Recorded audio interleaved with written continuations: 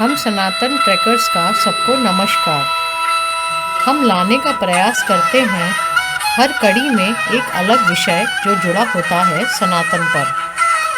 आज का हमारा विषय था आरोप। जी हाँ, आरोप। सनातन पर प्रायः ये आरोप लगाया जाता है या ये कहा जा सकता है कि एक गलत धारणा है कि यह मात्र ज्ञान का पुलिंदा है, कथाओं की एक सूची है और सिद्धांतों की एक कड़ी है। हमारे काल विज्ञान और गणित रहस्य के पश्चात हमें यह पूर्ण विश्वास था कि सनातन इतना सीमित नहीं हो सकता। इसलिए हम निकल पड़े एक खोज में। यह खोज थी सत्य की खोज। हम जब भारत भ्रमण कर रहे थे तब हमें इस बात का अनुभव हुआ कि यहाँ पर हर राज्य और हर प्रांत जुड़ा हुआ है किसी न किसी ऋषि, महर्षि, सप्तऋषि या मनीषियों के इतिहास से, जो कि हमें अभी तक बताया नहीं गया। यह खोज बड़ी ही अजीब थी क्योंकि हमें इसमें खुद ही नहीं पता था कि हमें जाना कहाँ है, पर हमारा विश्वास दृढ़ था। इसलिए हम जा पहुँचे हिमाचल में एक जगह स्थित मलाना में। मलाना के बारे में यह कहा जाता है कि यह विश्व की सबसे प्राचीन लोकतांत्रिक गणराज्य और संसदीय व्यवस्था में से एक है और यह शुरू होती है जमदग्नि ऋषि की कथा से। एक समय की बात है, जमदग्नि ऋषि ने शिव की तपस्या की। शिव प्रसन्न हुए और उन्होंने जमदग्नि ऋषि को अपना मन चाहा वर मांगने के लिए कहा। जमदग्नि ऋषि ने उनसे एक ऐसी जगह मांगी प्रकृति की जो कि सौंदर्य से परिपूर्ण हो और बाहर के क्लेशों और कलहों से दूर हो। शिव प्रसन्न हुए और शिव ने उन्हें मलाना जाने को कहा।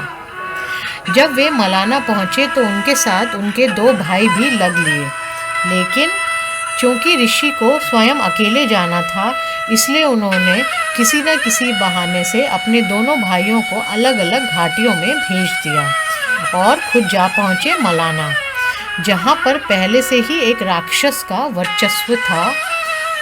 युद्ध की इच्छा न रखते हुए जमदग्नि ऋषि ने अपने परम प्रतापी होने का प्रमाण दिया और राक्षस से ये संधि की कि न्याय व्यवस्था जमदग्नि ऋषि को दे दी जाए और उसमें जो कर्मचारी हैं वो राक्षस के ही हो सकते हैं। धीरे धीरे जमदग्नि ऋषि का वर्चस्व स्थापित हो गया और वे यहाँ के देवता बन गए। प्रांतीय भाषा में उनको जमलू ऋषि कहा जाता है या जामलू ऋषि कहा जाता है। वे यहाँ के देवता हैं और आप उनका मंदिर भी यहाँ देख सकते हैं जो कि लकड़ी का बना है। यहाँ की कारीगरी एकदम अलग है और इसमें ग्रीस की झलक मिलती है।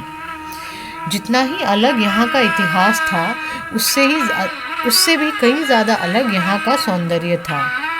कहा जाता है कि यहाँ पर एक डैम बनाया गया इलेक्ट्रिसिटी का, जिसके चलते यहाँ की सुंदरता में कमी आई है। लेकिन हमने जो देखा वह पहले से ही इतना अनुपम था कि हम ये सोच में पड़ गए कि इसके पहले का मलाना कितना अधिक अनुपम और सुंदर रहा होगा। यहाँ पर आने पर हमें पता चला कि हम यहाँ के लिए किसी परग्रही से कम नहीं, जी हाँ, एलियंस जिसे कहते हैं, हम यहाँ के गांव के लिए वो हैं।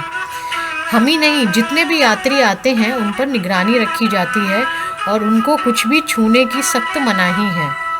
यहाँ तक कि उनका अगर कपड़ा भी कहीं छू जाता है तो उस पर जुर्माना लग जाता है।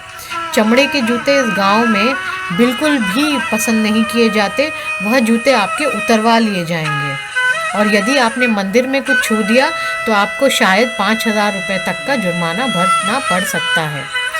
यहाँ की कानून व्यवस्था एकदम अलग है, जिसमें भारत सरकार का कोई हस्तक्षेप नहीं होता। यहाँ पर जब हमने लोगों से पूछताछ की तो हमें पता चला कि इस गांव की आमदनी होती है कर से। लोगों को भूमि का कर देना पड़ता है, जितनी अधिक भूमि उतना अधिक कर। साथ ही में जो लोग यहाँ पर भेड़ें चराने आते हैं उनसे भी कर लिया जाता है। इसके साथ साथ जो यात्री यहाँ पर मंदिर में चढ़ावा चढ़ाते हैं वह भी इस गांव के आमदनी का एक ज़रिया बनता है। यदि किसी यात्री को यहाँ भूख लगती है और उसने चिप्स मंगवाए हैं तो वह चिप्स टेबल पर फेंक दिए जाते हैं। यात्री वह चिप्स उठाता है और पैसे टेबल पर रख देता है। कुछ समय बाद वह पैसे उस टेबल से उठा लिए जाते हैं। ऐसा इसलिए किया जाता है कि पैसे लेन देन करते समय कोई यात्री किसी भी व्यक्ति को छू न ले। बीच में यहाँ पर कुछ होटल्स और रेस्टोरेंट्स खुले थे, किंतु अब यहाँ पर वह बंद कर दिए गए हैं। इसलिए यदि कोई भी यहाँ पर यात्रा करता है तो उसको इस बात का ध्यान देना होता है कि वह यहाँ दिन रहते ही निकल ले, क्योंकि यदि रात हो गई तो यहाँ पर रुकने की शायद कोई भी जगह ना मिले। यह घाटी हमारे लिए नहीं है और हम यहाँ पर एकदम नए हैं। जंगली जानवरों के साथ साथ हो सकता है यहाँ पर कुछ और भी खतरा बना रहे, क्योंकि यहाँ की मलाना क्रीम काफ़ी प्रसिद्ध है और जो कि एम्स्टर्डम में एक्सपोर्ट होती है और उसका अपना अलग ही किस्सा है।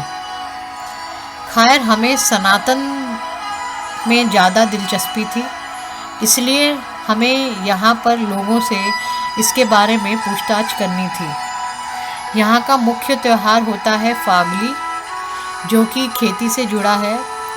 इसमें लोग रंग बिरंगी कपड़े पहनते हैं और एक अलग अंदाज से, जिसमें भारी लकड़ी को सब लोग मिलकर कंधे पे उठाते हैं और आगे लेते जाते हैं। यह त्यौहार यहाँ के लोगों का खास है। यहाँ पर जैसे जैसे आप चलते जाएंगे आपको यह अनुभव होगा कि यह भारत भूमि नहीं, शायद कोई और जगह हो। हमारे मन में यह प्रश्न उठ रहा था कि आखिर जमदग्नि ऋषि कौन थे। हमें यह पता चला कि जैमिनी ब्राह्मण ग्रंथ में जमदग्नि ऋषि को सप्त ऋषि का दर्जा दिया गया है, किंतु वेदों के काल के पश्चात उनको सप्त ऋषि नहीं माना जाता। यह गुत्थी क्या थी, इसका शोध हम अपनी अगली कड़ी में करेंगे। अभी के लिए आप यह बोर्ड्स देख सकते हैं जिसमें लिखा हुआ है कि 1000 रुपये का जुर्माना है और मंदिर में कुछ अगर आपने छू लिया तो शायद 3500 का जुर्माना है या 5000 का जुर्माना है। साथ ही में आपको सड़क के बीच में चलना होता है, क्योंकि अगर आपने दीवारों को भी छू दिया तो उसका भी जुर्माना आपको देना पड़ सकता है।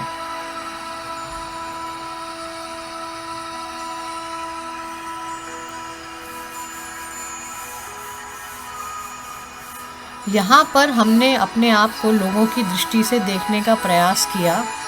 हमने यहाँ पर फागली देखी और हमने लोगों से पूछा, तब हमें यह पता चला कि वह अपने आप को शुद्ध आर्यन मानते हैं और हमें वह मिक्स्ड ब्रीड मानते हैं, यानी हम शुद्ध आर्यन नहीं। साथ ही में वह अपने आप को राजा अलक्षेंद्र का वंशज भी मानते हैं, जो कि ग्रीस के थे। अब हमें यह समझ में नहीं आ रहा था कि भारतीय संस्कृति और ग्रीस किस मुकाम पर जाकर इसका इतिहास जुड़ा होगा, क्योंकि यहाँ के लोग अपने आप को आर्यन मानते हैं और आर्य संस्कृत भाषा का शब्द है, भारतीय शब्द है, और साथ ही में ग्रीक का वंशज भी। तब हमारी नज़र एक पुस्तक पे गई जिसमें साफ लिखा था आर्यावर्ता अंतर्गत, यानी आर्य वर्त के अंतर्गत आते हैं हम, भारतवर्ष के, भारत खंड के लोग। पर हमें इस आर्य शब्द का ग्रीक से क्या नाता है, यह समझ नहीं आ रहा था।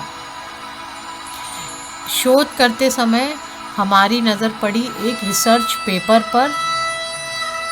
वह research paper university of Edinburgh का था और उस रिसर्च पेपर में यह साफ लिखा था कि इंडो यूरोपियन भाषाओं का यदि एक परिवार माने तो संस्कृत उसमें से एक है।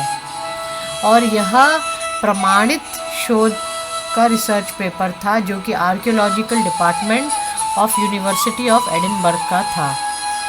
संस्कृत यहाँ पर प्रोटो इंडो यूरोपियन यानी PIE भाषा के अंतर्गत आए हुए इंडो यूरोपियन लैंग्वेज के अंतर्गत आती है। वैसे संस्कृत यूरोप में कोई नई भाषा नहीं है।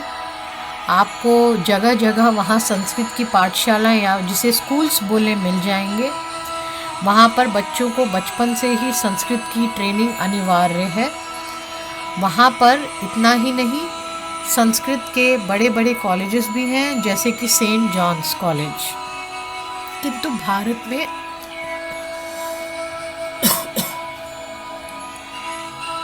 आपको शायद ही संस्कृत के कोई पाठशाला मिले। भारत में आपको संस्कृत की शायद कोई पाठशाला ना मिले। क्षमा करिएगा, यहाँ का मौसम ठीक नहीं। यह अलग सी विडंबना थी, किंतु हमारी शोध कुछ और थी, इसलिए हम आगे चल दिए। आगे जाने पर हमें पता चला कि सिर्फ इंडो यूरोपियन ही नहीं, इंडो ईरानियन सभ्यता में भी, यानी एक समय रहा होगा जब भारत और ईरान में और यूरोप में भी संस्कृत का चलन रहा होगा। इसकी पुष्टि, इस हाइपोथेसिस की पुष्टि हार्वर्ड के कई शोधकर्ता और यूनिवर्सिटी ऑफ पेंसिल्वेनिया के कई प्रोफेसर्स ने की है। और हमने यह देखा कि Indo European language, Indo Iranian language में संस्कृत भी एक भाषा है।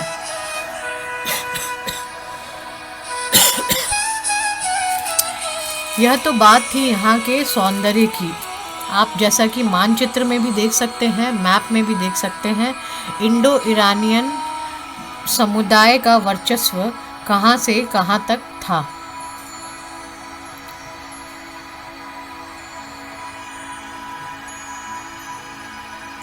यह तो बात थी यहाँ के सौंदर्य की, और यहाँ पर अलग क्या है उसकी, किंतु सनातन की दृष्टि से यह क्या है हम आपको बताना चाहते हैं। यह विश्व की सबसे प्राचीन गणराज्य है और सबसे प्राचीन लोकतांत्रिक व्यवस्थाओं में से एक है। यहाँ पर आपको पहली संसद भी मिल जाएगी। इसलिए अगली बार यदि आपको कोई बोले कि पहली संसद एथेंस में, या पहला लोकतंत्र आइसलैंड में, या पहला गणराज्य ग्रीस में है, तो आप मलाना के विषय में अवश्य सोचिएगा, यह सनातन का ही एक हिस्सा था।